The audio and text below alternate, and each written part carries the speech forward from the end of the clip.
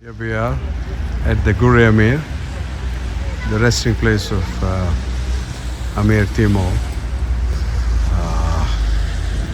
who's part of the culture of this city of Samarqand. A very, very historic figure of great significance. This is Gur-E-Amir. That means Tomb of the King in Farsi. Gur-E-Amir.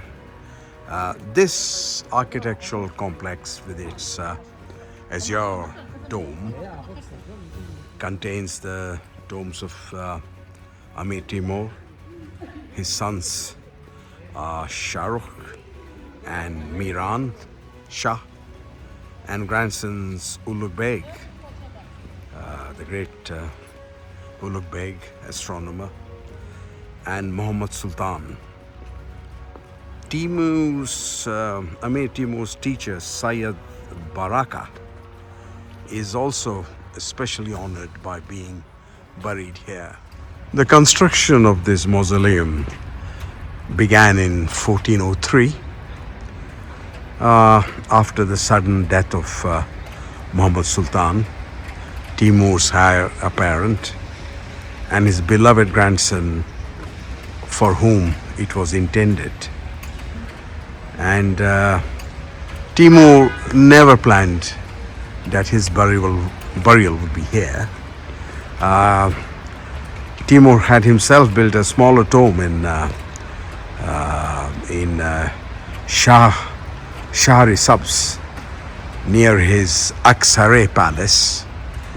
However, when Timur died in 1405 on campaign of his military expedition to China, because he had his eyes on that expedition too, the passes to Shahri-Sabz, where he was supposed to be buried, were snowed in, so he was buried here instead.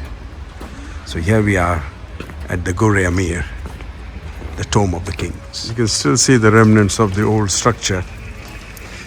And the great Ulugh Beg, another grandson of Timur, completed the work. But you can see the original structure there again. This is the restoration, recent restoration in historic terms.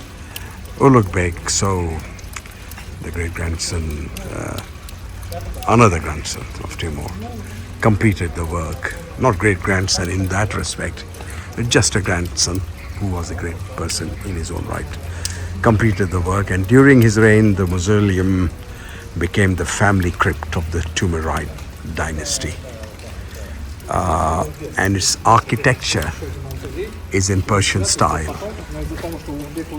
This Persian style is a precursor to monuments like the Bagh-e-Babur in Kabul, where the great Emperor Babur is buried, or even the Humayun's tomb in Delhi, or the Taj Mahal, which is also a mausoleum in Agra, which was built by Amir Timur's Indian descendants, or the Turco-Mughals that followed Indian architectural influences with Central Asian designs and its ethos.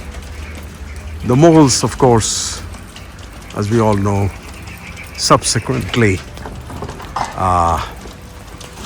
established the Mughal dynasty of India with a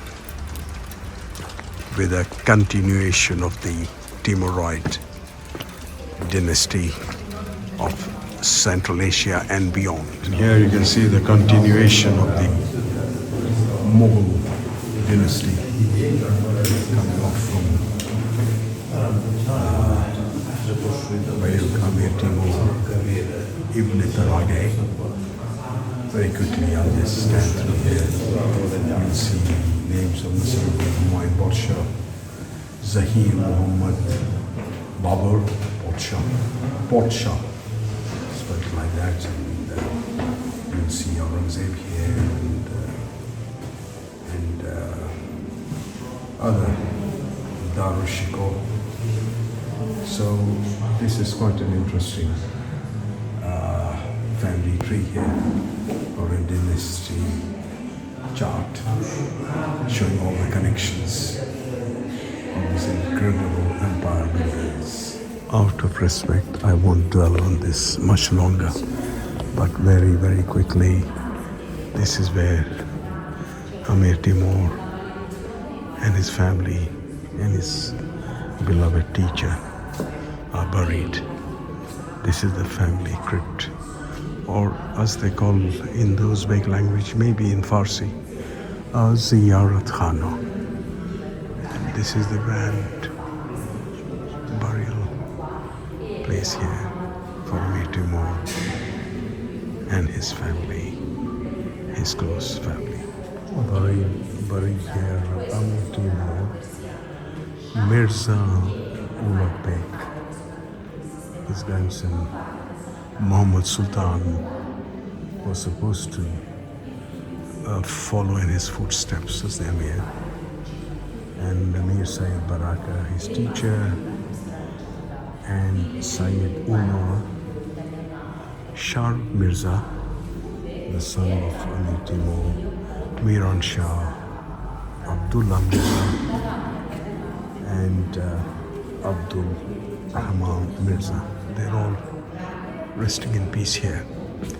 But out of respect, I don't want to dwell too much into detail. But this is a precursor to the mausoleums built by Amir Timur's descendants in Mughal India too. The other, it's been mentioned that the other nearby monuments here, one of them, we won't have the time to go there today. One of them is the Gur-E-Amir mausoleum and the Aksari mausoleum. Aksari is also, I think the Gur-E-Amir mausoleum is a 14th century building, a small mausoleum, and it is said to contain a hair or Asar Mubarak of the Islamic prophet Muhammad. So that is the Gur-E-Amir mausoleum.